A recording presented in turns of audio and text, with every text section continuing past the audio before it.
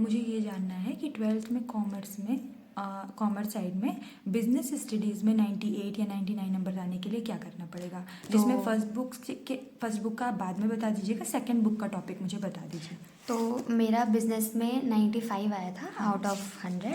तो उसमें जैसे कि इसमें 3 चैप्टर हैं और तीनों ही मोस्ट इम्पॉर्टेंट हैं। लाइक ऐसा नहीं है कि इसमें से किसी से भी क्वेश्चन नहीं आता है। फाइनेंशियल मैनेजमेंट जैसे कि है, इसमें मैं पूरा चैप्टर देखा जाए तो पूरा ही इम्पॉर्टेंट है। लेकिन जैसे इसमें पूछते हैं कि आपको मैं बताऊं, इन्वेस्टमेंट डिसीजन बहुत ज़्यादा पूछते हैं, इसके फैक्टर्स पूछते हैं। फैक्टर पहले मुझे लगा था कि नहीं पूछेंगे, लेकिन जब मैंने पीवाईक्यू को एनालाइज किया तो मुझे लगा कि नहीं, फैक्टर पूछते हैं in the form of MCQ and written में भी। सब्जेक्टिव पूछते हैं कि कितने फैक्टर्स हैं जो इफेक्ट करते हैं इन्वेस्टमेंट डिसीजन को। तो आपको 3 टॉपिक डाल के करना होता है। इन्वेस्टमेंट डिसीजन हो गया, सारे डिसीजन, डिविडेंड डिसीजन हो गया, फाइनेंसिंग डिसीजन हो गया, इनके आपको फैक्टर जरूर पढ़ने हैं, रिटर्न में आएंगे। फिर ये हमारा चैप्टर हो गया। इसमें आता है कैपिटल स्ट्रक्चर, एक टॉपिक है जो आता है। इसमें यही पूछते हैं कि डेट टू इक्विटी है एंड क्या है, ये भी पूछते ही हैं। मतलब मैंने इतना लिखा हुआ है, एमसीक्यू आता है। फिर ये भी वही है कैपिटल, मतलब एक ना एक फैक्टर जरूर आएगा। इसमें से भी एक आया था। मतलब इन चारों चैप्टर में जो सेकंड बुक के हैं, इनमें में से कौन सा ऐसा चैप्टर है जिससे मोस्ट इम्पोर्टेंट है कि 2 आउट ऑफ 5 या फिर ऐसे क्वेश्चंस एमसीक्यू में या रिटन में ही आ जाएंगे? ये चांस एक है कंज्यूमर प्रोटेक्शन से है और मार्केटिंग से भी है। मार्केटिंग से भी, इससे भी हम कह सकते हैं दो करके है। कंज्यूमर प्रोटेक्शन से भी आपको केस स्टडी दे देगा एमसीक्यू लगभग इसमें कितने क्वेश्चन आ जाएंगे, जैसे आउट ऑफ मतलब कितने क्वेश्चन आते हैं सेकंड बुक से? मतलब रिटन में भी आ जाएंगे एंड एमसीक्यू में भी आ जाएंगे। 1 तो आप लेके ही चलिए, 1 या 2 तो पक्का है एमसीक्यू आएंगे। ये है कंज्यूमर प्रोटेक्शन से भी आ जाएगा। वो पूछेगा जैसे हमारे राइट होते हैं टाइप। तो 80 नंबर का रिटर्न होता है, तो 80 नंबर के रिटर्न में ऐसा नहीं है कि ये बुक पढ़ना ही पड़ेगा, अगर ये बुक हम छोड़ दें तो? बिल्कुल भी नहीं, ये बुक बहुत बहुत बहुत इंपॉर्टेंट है।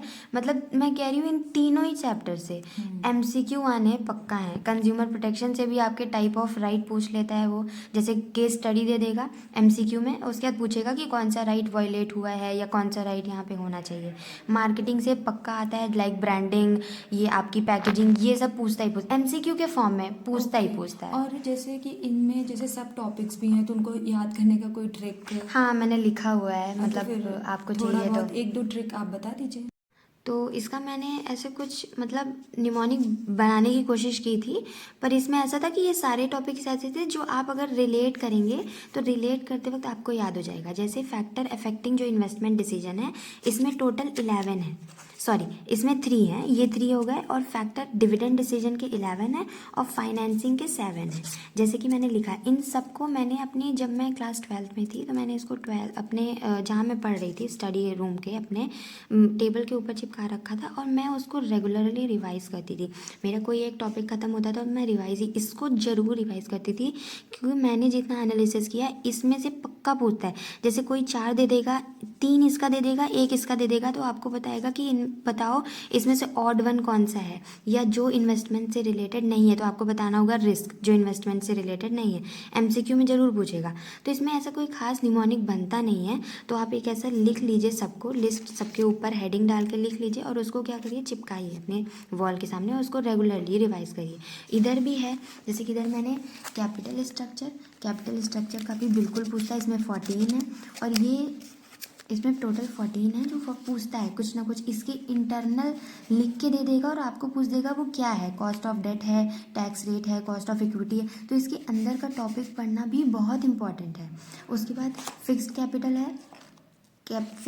है, उसके बाद हमारा आ जाता है वर्किंग कैपिटल। तो इसके भी ये सब नेचर हैं जो पहले मुझे लगा इम्पोर्टेंट नहीं है, बट ये एक्चुअली इम्पोर्टेंट हैं। इनसे एमसीक्यू आते हैं। हाँ, ये मैंने पीवाईक्यू एनालिसिस किया तो मुझे उससे पता चला कि इन मतलब आप ये मत सोचिए कि मैं इन 4 पढ़ लूँ तो मेरे 10-12 नंबर बन जाएंगे, नहीं। लेकिन ऐसा मैं जरूर कहूँगी कि 4 से 5 नंबर एमसीक्यू में या रिटन फॉर्म में आने ही आने, और ये तो वो बन जाएगा। इम्पोर्टेंट है, बहुत मतलब इम्पोर्टेंट। आपके परसेंटेज मैंने एनालिसिस किया 99 और 98 95 वो भी ला सकते हैं, वो भी आप ला सकते हैं। अगर लाना है तो आपको ये पढ़ना ही पड़ेगा। ये तो है। हाँ, तो फिर यही है सेकंड बुक की, मतलब ये सेकंड बुक का एक एनालिसिस करके आपके सामने इन्होंने रखा है, जो आप सब भी लाइए। एज अ कॉमर्स स्टूडेंट इनका मन है, तो इसलिए ये वीडियो आप सबके लिए बनाई गई है। अच्छे से पढ़िए और एंड बुक फर्स्ट का भी अगर रिव्यू चाहिए और मतलब ऐसे इन सडन, क्योंकि अभी 17 फेब से हमारे बोर्ड से स्टार्ट हो रहे हैं, तो इन सडन में अगर आपको चाहिए कि मैं क्या क्या पढ़ लूँ जिससे Business मेरी में, कुछ चीज़ें स्कोरिंग हो जाए, मतलब बाकी तो आपने पढ़ी ही है,